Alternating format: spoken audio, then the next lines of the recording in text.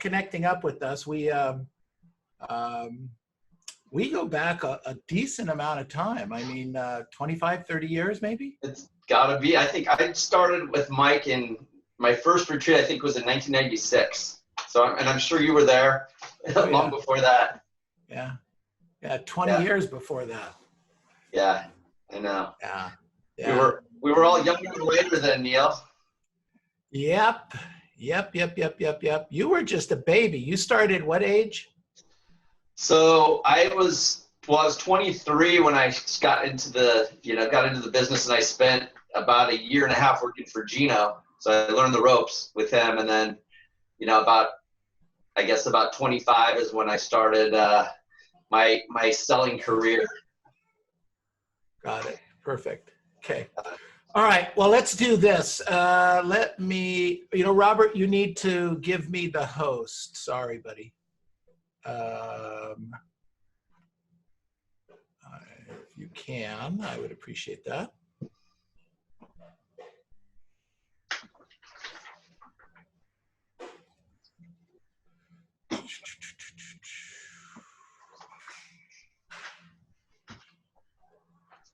Oh, there we go.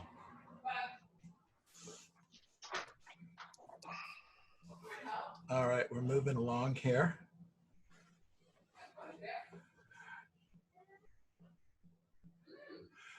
Okay, let's get started. We are streaming, we are recording, great things are happening. It is Mastermind with Neil Schwartz, and our guest today is Dominic Nicoli. Dominic, welcome to our group. Welcome to our humble abode, I guess, if you will, our virtual real estate office. We're really glad that you're here. We were just chatting here a couple of minutes ago, and Dominic and I go back with Mike Ferry, oh my gosh, 25, 30 years, and come a long way, baby. You've done a phenomenal job up there in Silicon Valley. Thank you. Been a long journey, but a fun journey. Yes, it has been. It has been. So, Dominic, can you do a little bit of a Reader's Digest version of your career, kind of where you started, how old you were, a little bit of that for us, so we can kind of get a lay of the land here? Yeah, absolutely. I was 23. I had gotten my parents were both real estate brokers and developers, so I had gotten my real estate license when I was 18. And I knew for sure one thing, which was I didn't want to get into the real estate business, And I graduated San Jose State, and I had looked for a job, and I wasn't sure what I was going to do. I was pretty sure I wanted to do sales. And through a long story that we won't share at this point, I was connected with Gino Blafari, who you know, Neil. Of course. He is the CEO of Berkshire Hathaway Home Services, and at the time he was a real estate broker in Silicon Valley, and he ran an office. He was selling, and he ran an office, and he was one of the owners of a small company that we had. And I went and met with him, and his real estate operation was like nothing I had ever seen. It wasn't anything like I had ever grown up with or seen. It was a state-of-the-art, professional, incredible office environment, and I like knew right off the bat that that's what I wanted to do. Problem was I had no experience. I wasn't I grew up about an hour away, and I didn't bring a hell of a lot to the table at the time. And so I basically figured out a way to work for him, and that was door knocking when I was 20. So I'd go to San Jose State in the morning, finishing up my class. In the afternoon, I'd come back and grab notepads in my Honda Accord that had blue smoke coming out the back. And I would go and drop notepads off in his geographic farm. And the only thing I knew about real estate, the only little bit of experience I had is when I had gotten my license a couple years back, somebody had given me a set of Floyd Wickman tapes. And I knew you had to prospect. And so I needed money. I was getting married at the time. I mean, I was hungry. And I asked Gino, I said, hey, after I finish notepads, would it be okay if I came into the office and just made prospect calls? And what was different then than today is like nobody did that. And so I was reading the Floyd Wickman scripts calling for sale by owners and expired listings. And I think I set 2 appointments in my first week reading the scripts just verbatim off the paper. And I think Gino goes like, wow, ding, ding, ding, ding, ding. I got something here, maybe, you know? And that's kind of how it started. Oh, that's great. That's fantastic. Yeah. So you started there, and then your career kind of blossomed over time. And at the peak of the sales for you, so 20 something years, how many deals and how much GCI? Well, I was making $1 million by the time I was 30. I met Mike Ferry at a young age. I was 25 or 26, and that just really fit my style. And I did very well early on. And then peak in terms of numbers, we got back in the REO days, I hit 130 deals or something like that. We had, but typically my production was between 50 deals and 60 deals, somewhere in that range. And we work in a kind of a different market. There, we don't have a lot of real high volume. Our market's pretty high end. So it's like our top agent, our company, might do 90 deals, but he'll make $8 million. But make $8 million, right? Yeah. So it's different in the markets that I work. I'm kind of up the peninsula between, my office is in Los Altos, and between Los Altos and San Francisco is where I work. And so, so that's kind of what it is. But, last year was a good, last year I grossed, GCI was right around 1.4, and I've been really tracking to try to get to $2 million. And, that's kind of my big goal right now. Got it. So let me ask you something.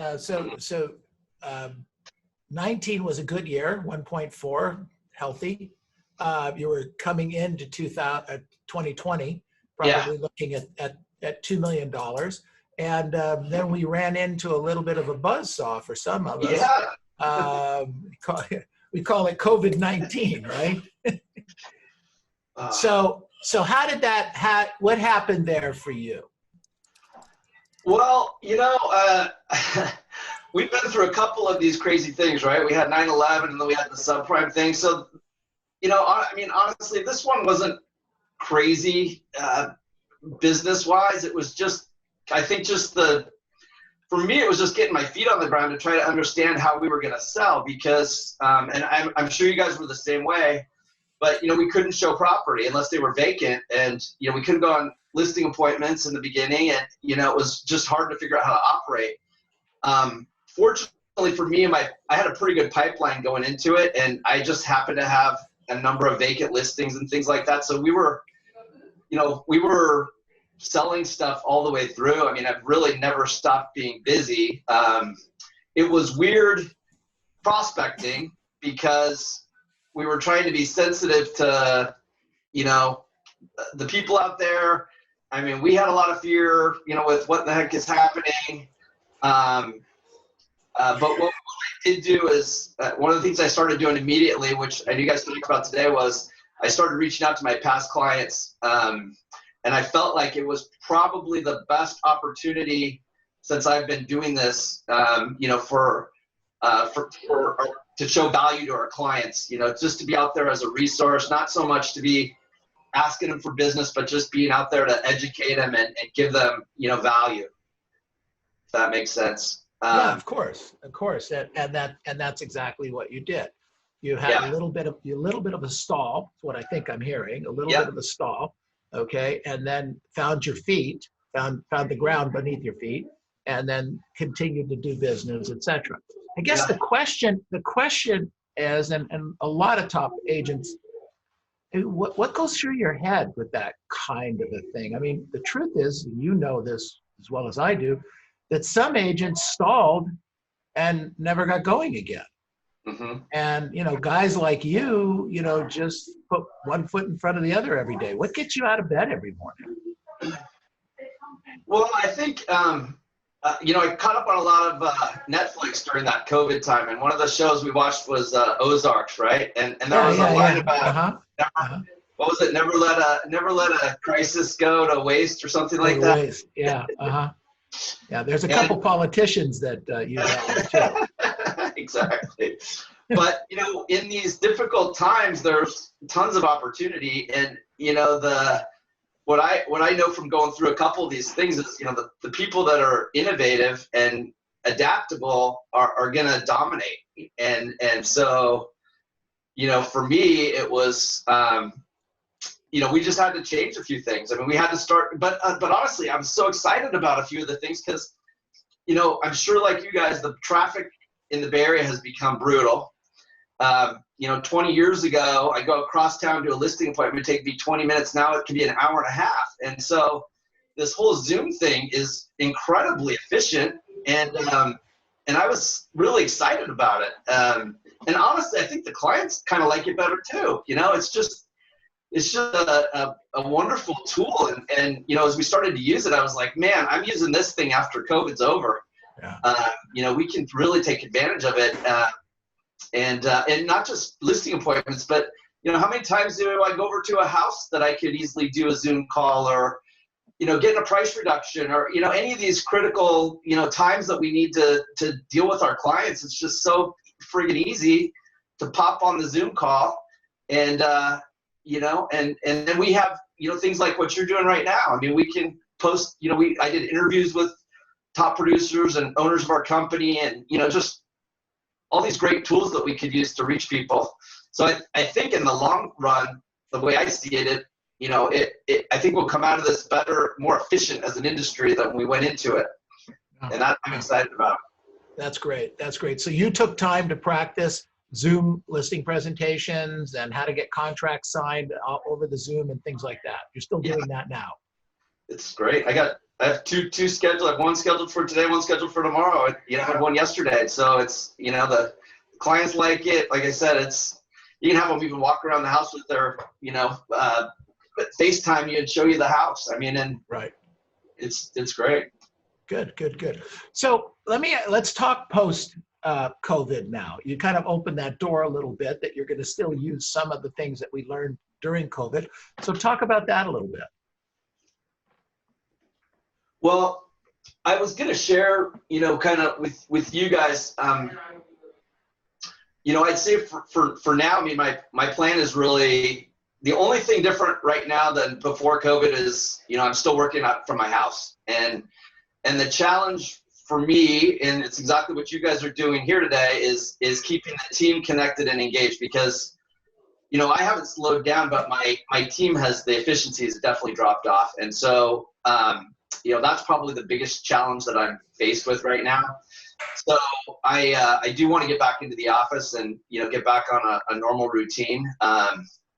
We're still required, I don't know if you guys are, but we're required to wear face masks in the office. And, so it's at this point, I'm still saying, you know what, I don't want to do that. I'd rather just work. I have a home office, so it's perfectly fine. But we're experiencing, and you guys probably are too, this is like our spring right now, as far as I look at it. So, I mean, this is the time that there is so much pent up, demand. I counted, I think, several thousand sellers that normally would have put their homes on the market that haven't, right? And so many buyers that, haven't moved yet that obviously want to buy. We have low interest rates. It's just a premium time to be back in the market. And I don't know about you guys, but a lot of our clients, I think, still think the market is bad. And when we look at the numbers, the market's friggin' phenomenal. So, we have to get that message out, and that's kind of what we're doing as a team. Got it. Okay. So a lot of, you still cold call, door knock? You don't door knock, sorry, but you're cold calling? It's funny. I was going to, I had written down a bunch of notes to share with you guys. My business today is very different than it was, 20 years ago. It was about 5 years ago, I think. I'm working with my coach, Kathy, and I'm complaining to her, because none of your agents probably complain to you guys, right? Yeah. No one. I'm complaining to her because, my expired listing production has been going down. Now we're in a market in Silicon Valley where the inventory has been very low. It's been a market that's got double-digit appreciation many years. So there's not a lot of expireds, but I'm an old Mike Ferry guy, right? And so we're cold calling, and I'm complaining because my expired production is down, and and it's taking longer to make contacts and all those things. And we really started to look at the business, and Mike's always been big on sourcing your business and really looking at your business like a business. So I really took some time to look back on the last few years and look at what was going on with my business, which I should have been doing more consistently. But what I saw was that 70% of my business was coming from, my sphere of influence, past clients, referrals, all those great things that I had done all the years. And here I am spending 75% of my time every day calling for an expired listing.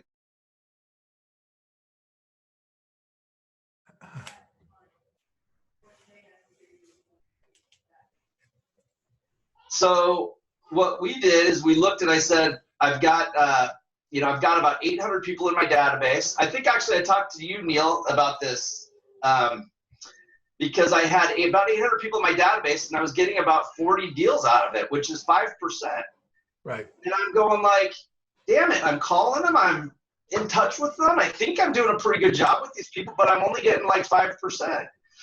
And I made a decision then that I was gonna kind of flip-flop my business around. Instead of spending 75% of my time on my expireds, I was gonna allocate a lot of time to my past clients, and not only get more out of that group and do a better job with them, but also to delete, to purge, to add, to bring more people in, because I hadn't done a really good job of that. I've just been basically going through the motions. And I will tell you that as a result of that, I make less contacts today than I used to. I'll still make 25 a day, but 15 to 20 of those every day are now my past clients, and I spend no more than about an hour calling expired listings anymore.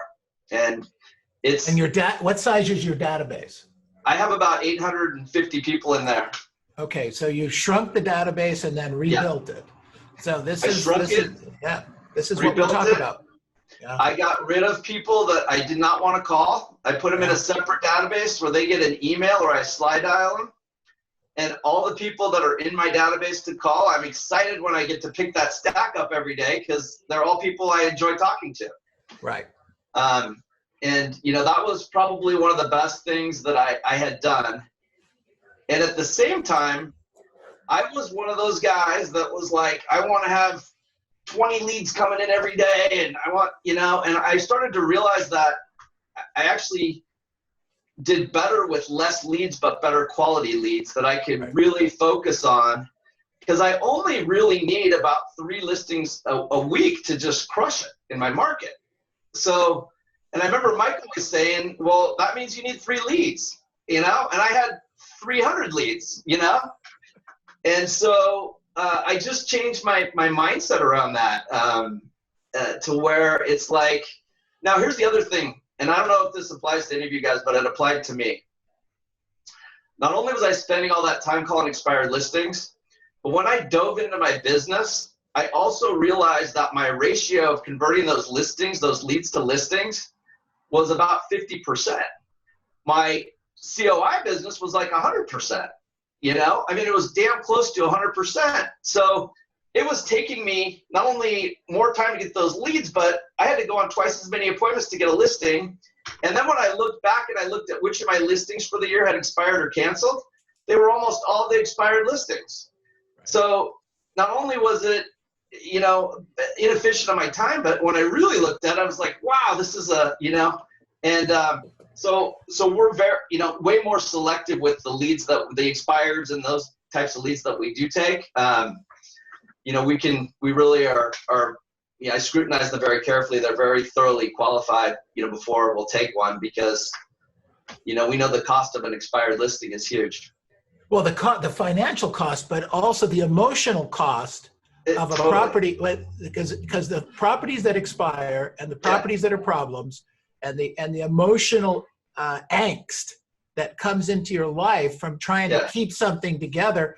One of the guys, I think it was Jason Penrose, said, that, sometimes to keep one deal together, we lose 5. That's the worst. It is the worst. And it honest to God took me 15 to 20 years to figure that out. I guess I got a low IQ, I guess. Yeah. But I wrote down just a few things specifically that I changed in my business that I'll share with you. Please. Okay. So I mentioned already, I limited my expired and my for sale by owner calling to about an hour a day. I still call them right off the bat, first thing in the morning. If I can be the first one to call, that's what I try to do, or one of the first ones. We have a very competitive expired market here. So, by 9 o'clock, they've had 20 calls. I'm sure your market's probably similar. Right. I wrote down, I started contacting 15 past clients a day. And what I did, and I took this out of Gino's book, if my past clients needed anything, I just looked for something that I could do for them, even if it wasn't, they didn't have any need to sell, or if they needed an appraiser or a notary or whatever. If there was just any opportunity to do something extra for them, I started looking for things to do to give them value. And I wanted them to know that I wasn't just a realtor, but I wanted to be their trusted advisor with, like, if you need a CPA, if you need an attorney, if you need, and I knew that I could use those referrals to get referrals from the professionals that I was sending them to. Right. So, that's been a huge thing for me. So, I go out of my way if I can to send people to my financial planners, to our lenders that, I know will refer business back, anything I can do, to try to, really boost that up. It's like a win-win. I win with my client, I win with the person I'm referring him to. I just said, we talked about, I added more people to my database. We had kids that I coached my kids' ball teams and things like that. I had parents that I knew that weren't even in my database, so I went back and started looking at where are all the different people I'm coming in contact with on a consistent basis that should be in my, I should be prospecting that they're not even hearing from me. And that was huge.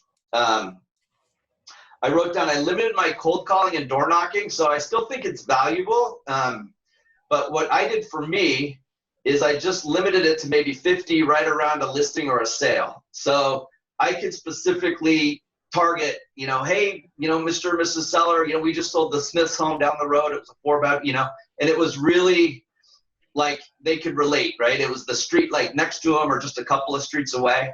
In the past, I would do just listed just sold calls in the entire zip code.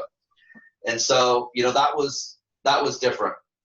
And then I wrote down this one, which I think is really important. And I got this from Kathy Anderson. But instead of focusing on contacts, what I really started focusing on, and I still do every day today, is connections. And they're very different, And I always, when I first started with Mike Ferry, it was like we wanted to make 50 contacts a day, and then there was like we went to like 100 contacts, and started to realize it doesn't really matter how many people you talk to if you're not connecting with them. Nothing's gonna happen. And so, it's just, Kathy always talked about, who are you being in every single call? And I think as I've gotten older, it's become much more important to me that, it's so important to know our scripts so that we can listen to the customer, we can understand and empathize with them, we can, I try to have fun, I try to make them laugh if I can, or add some little humor and be like a human being, not a robot. And it's made a huge difference, not only in the results that we get, but also the enjoyment that I get from calling people. It's just so much more fun when you're connected, and they see so much more value in it. And I have such a challenge with our new salespeople when they come in and they want to be like slick and, these lines, and it's really not about that. It's about, how do I get their trust? How do I get their respect? And once I can get those two things, then I can influence them and get them to do what I know is going to be best for them. And so that's really important. And then lastly, I'll just talk real quickly about what we do for I call them, so the COI, I just call the people that we know. And then I always say that, the next people that we prospect are people we don't know. And of that group, the only ones I'm having my team call, we're calling expireds and for sale by owners because we know they want to sell. Nothing there. And I don't know if you guys have done this with your title companies. Our title company can do all sorts of crazy research now. And we can take geographic areas. And in our area, we found out that non-owner occupieds are 8 times more likely to sell their house than a regular seller. And that's been proven. And so, you know, if we're going to make cold calls, they're damn well going to be to people that we know are 8 times more likely to sell. Every call is like making 8 calls, you know? So blinding flash the obvious. And then we also can find out anybody that inherited property and probates, right? Because we know that those are people are way more likely to sell. So, you know, so when we talk about cold calling, you know, we're really, in my opinion, not making cold calls. We're making strategic contacts. And my team is doing more of that now than I am, and I'm more focused on the database. So, you know, hopefully that gives you guys a little insight into. No, that's great. That's great. Over the years. Look, coincidentally, a lot of the things that you shared with us are stuff that we're doing because we come from the same place. But it's great to hear it, you know, again and again and again, because sometimes when I say it, you know, when Dad brings it up, yeah, Neil, for rent by owners, yeah, we heard enough. But yeah, we learned, actually, we came across that kind of early on in this whole thing, that 30% of all the properties that went pending during quarantine were vacant.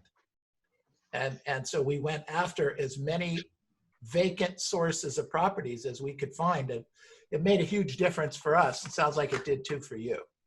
Yeah, it's just, you know, the hardest one to wrap my head around was, you know, Kathy, my coach, who I love to death, previous coach, she was just so convinced if I would have just even spent more time in my database, I almost wouldn't have had to do anything else, you know? And I was just, you know, grappling with that one back and forth. But, you know, I really, I'm going to take that quote and I'm going to pull it out, because I say that to them all the time, Dominic. But Dominic, it's not too late. It's not too late. It's not too late. You know? It's not too late. Good for you. Yeah. It's fantastic. You know, before we open up the questions a little bit, I had asked you the other day about one of your favorite objections. Yes. So I kind of wanted, that's something I want to start to have our guests do, which is something, an objection handler or something that works for them. So did you have one that you wanted to share with us? I just wrote a little list of my favorite lines, because I know you guys wanted a couple things these are things that I haven't necessarily invented, but I've picked off from some of the great superstars, like I'm sure you guys have too. So I'll share a few of these things. And I just want to say one thing too, like, and I'm sure you guys talk about this a lot, but it's just with my team, it comes up over and over and over again.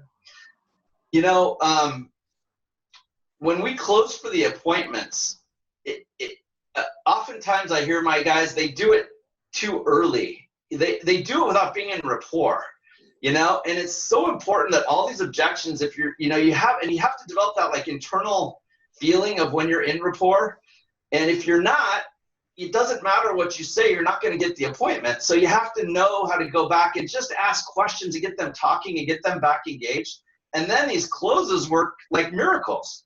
My good friend Josh Barker always told me, which I think about every time I'm on the phone, is my only job on the phone is to set an appointment and to do it as quick as possible, and no selling on the phone when you could possibly avoid it, you know? And so none of this stuff I'm going to share with you is it's very simple, but you know, it really works well if you take the steps to, you know, go through the script, get them talking, get past the sales radar that they all have.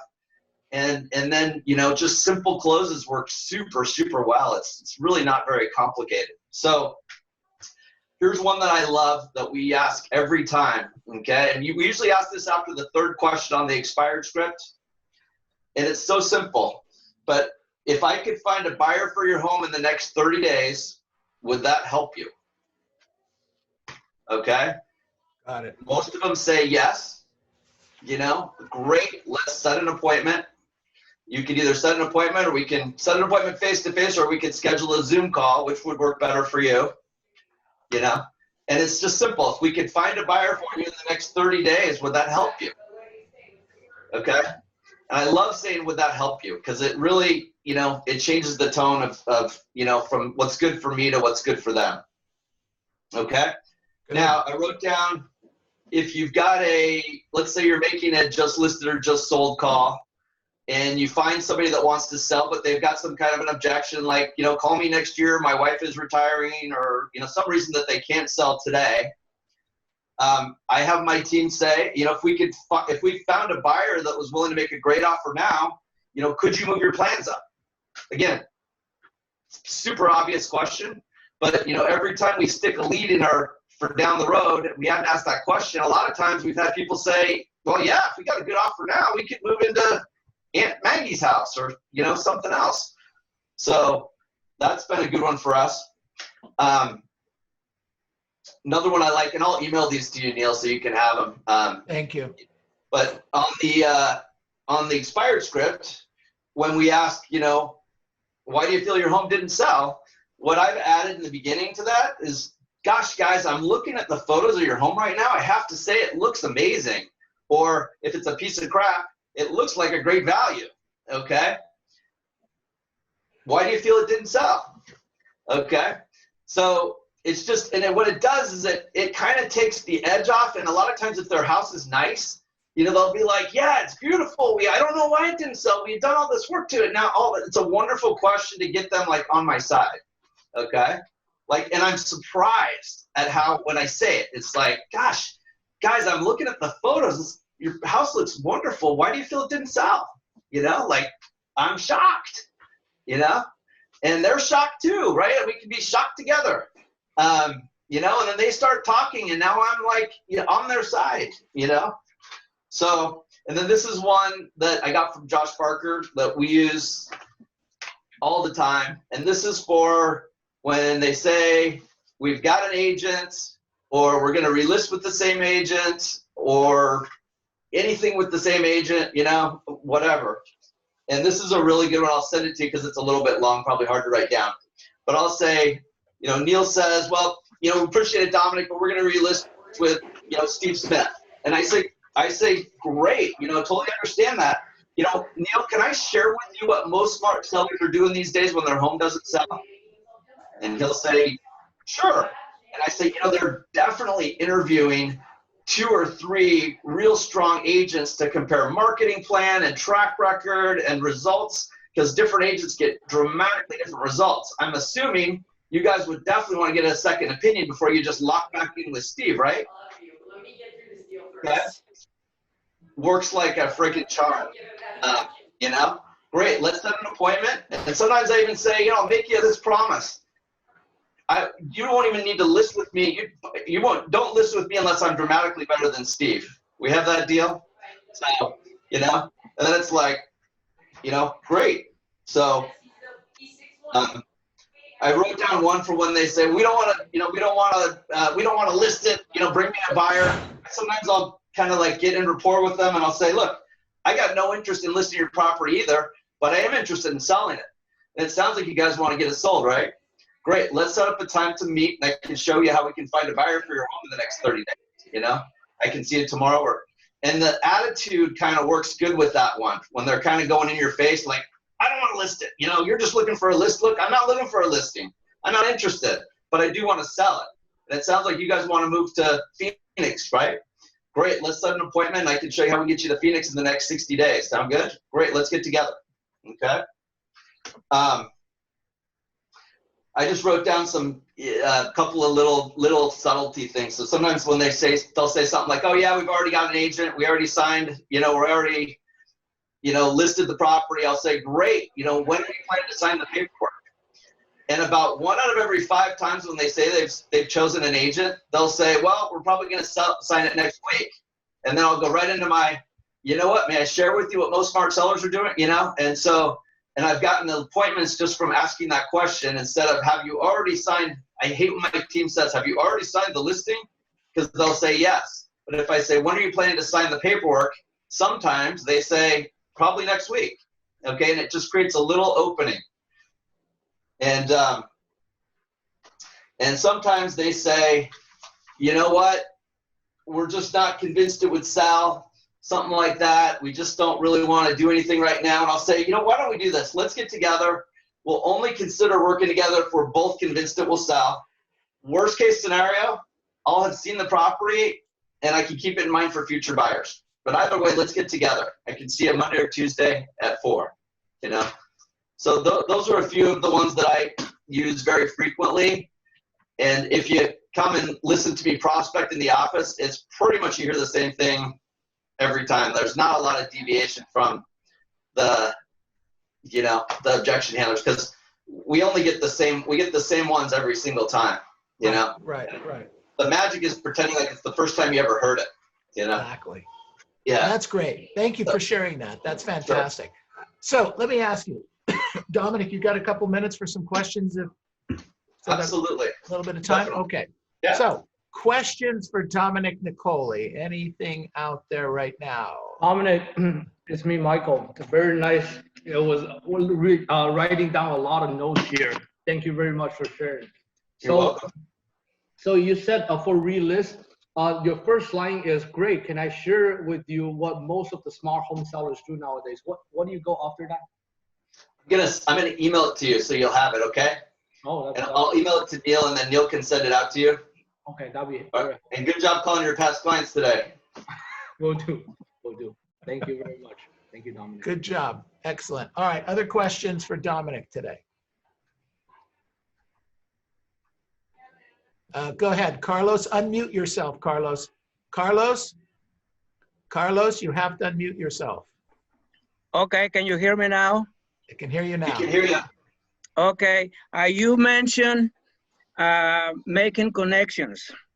So you're cold calling, somebody says, yes, I don't want to sell now, but maybe next year. Please keep checking with me. Call me every 2 weeks or stop by. So, Yeah. okay, so you stop by, you're in the neighborhood passing flyers or blah, blah. How do you make a connection out of that? Well, the first thing I would do is I would use the script on the call. So if they said that, I'd say, great. By the way, how long have you guys lived in the neighborhood? And I'm looking for something to grab onto that might even go beyond the script, right? So they say, oh, we've been here for 20 years. Well, 20 years, wow, that's great. It sure changed a lot, hasn't it? Where did you guys move from originally? And they might say, we moved from LA. How did you end up all the way in Silicon Valley? Oh, we moved up here for work. Interesting. Where did you work? I'm trying to figure out, I want to start a conversation, right? And then when I get comfortable, hey, by the way, Carlos, if you guys were ever going to make a move, where do you think you might go next? Well, we might go to blah, blah, blah. You might go to blah, blah, blah. How exciting. When did you guys want to be there? Well, we wanted to be there next year.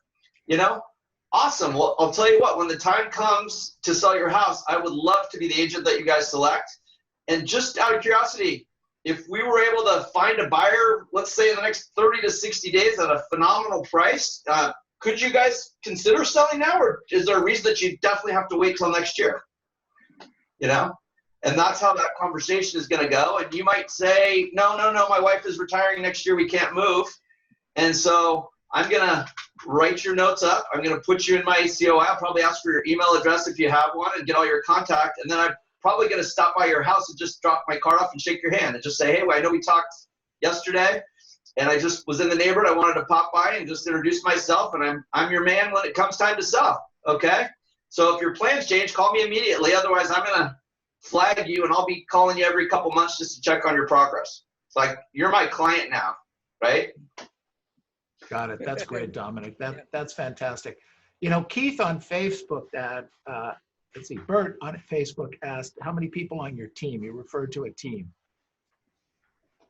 Well, I have one full-time staff. I got a part-time, and I have another part-time, and they're listing coordinator, escrow coordinator, and a runner.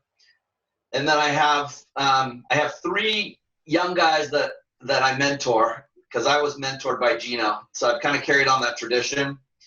And, they cumulatively will do, 5 to 10 deals. So, but they prospect every morning. Okay. Yeah. Got it. So you work with them more as a mentor than a team member? Exactly. Yeah. Got it. Got it. And then you'll help them with their transactions along the way.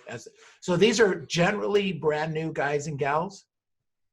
Generally brand new guys and gals, yeah. And I think I've got a couple that have graduated now that still stay affiliated with me. I get a small piece of their deal, but they do all their deals themselves.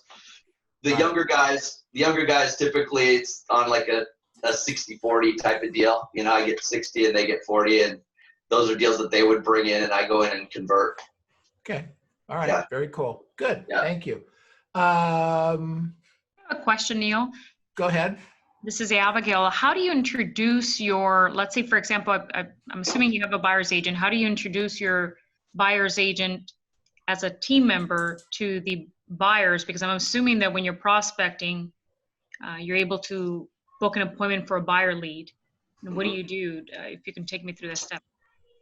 Yeah, I would set an appointment. So I just say, great, you want to buy a property, and I'd ask your questions, right? I'd qualify you a little bit, find out what your, price is and your motivation and have you been pre-approved and all that stuff. And I'd say, great, let's set an appointment for you to talk. I have a buyer specialist. Her name is Jackie.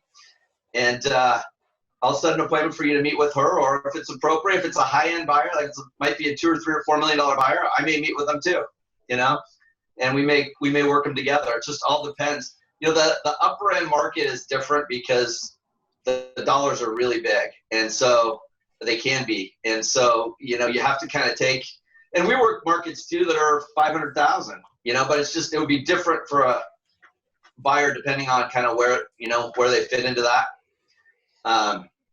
But yeah, it's just kind of telling the truth, right? Like, great, ask them questions. You've got your qualifying script, and then set an appointment, and it really isn't ever an issue.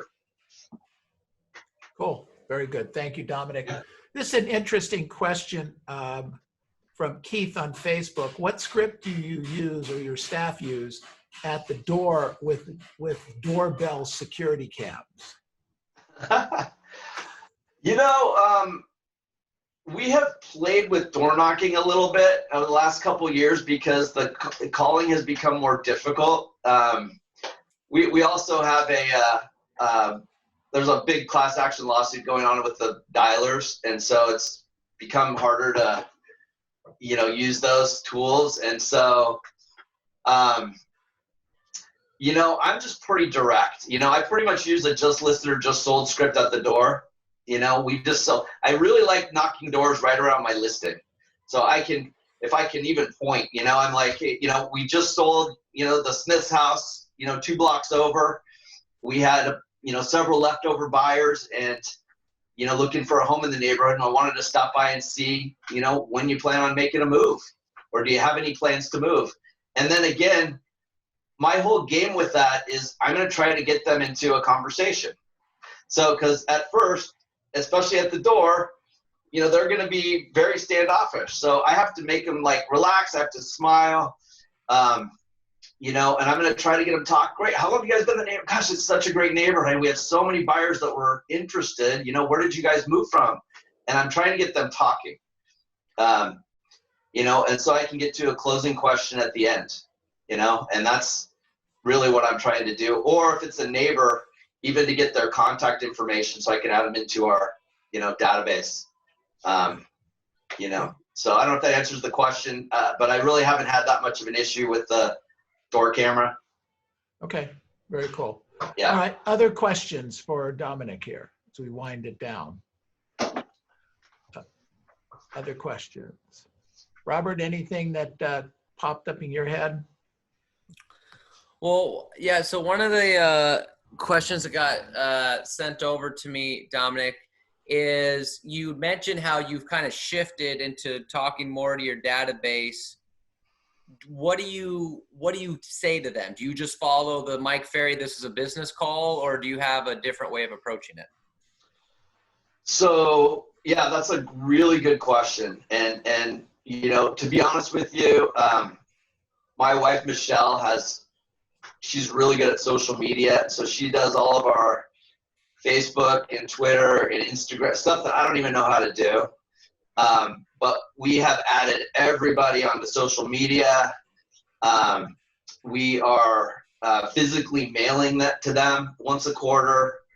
They're getting emails from us. They get texts from us occasionally. I'm calling them. My good past clients, I'm visiting on a regular basis. So what we're trying to do is literally just hit them from every possible angle you can imagine. And the beautiful thing about social media, I know it's not a popular thing in the Mike Ferry group, it's not that you're going to get really, at least I haven't experienced getting a bunch of deals from it. But when I see my center of influence, like they're like, wow, you know, you are doing so much, like we see you everywhere, you know? And so it has that kind of supplemental effect to it that I think is really valuable. And, you know, I'm experimenting. We're going to start doing some Zoom calls with our COI and ask people if they want to have 15-minute, you know, Zoom calls to just go over what we would actually, you know, do some research on their home and give them an idea of what their home values have, you know, has happened to them, and, you know, some of those things that we can add more value to them, you know. So I don't know if that answers your question, but we just try to hit them in every possible way that we can. And you should have a plan in place to purge your database. You should have a plan in place of what you're going to send to them. There's so much content. I mean, especially with COVID, content shouldn't be a problem.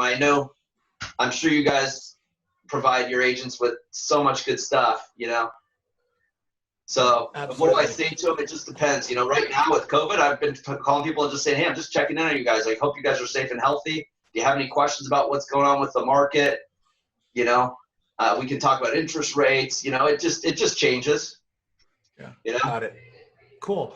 Dominic, as we wind down here, you pour good stuff into your head all the time. You're always coming up with good, interesting information. Yeah. I mean, is there a particular book or person or YouTube that you've watched or would recommend, or maybe some podcasts that you're kind of into right now that are helping you move through this? You know, funny, I just started because I'm trying to deepen my spiritual self. So I just signed up for a live class with Eckhart Tolle, which is cool because that's something kind of unique for me. I don't know if anybody mentioned it. I know one of your guys had read, like, on track to read like 40 books. What I really like is there's an app on my phone called Blinkist. I don't know if you guys have it or not. And it is, I've experimented because I want to read more than I do, and I don't always feel like I have the time. And Blinkist is like a Cliff Notes version of these books, but they do a really good, it's the best one I've ever heard, where you can actually really get the meat and potatoes of these books.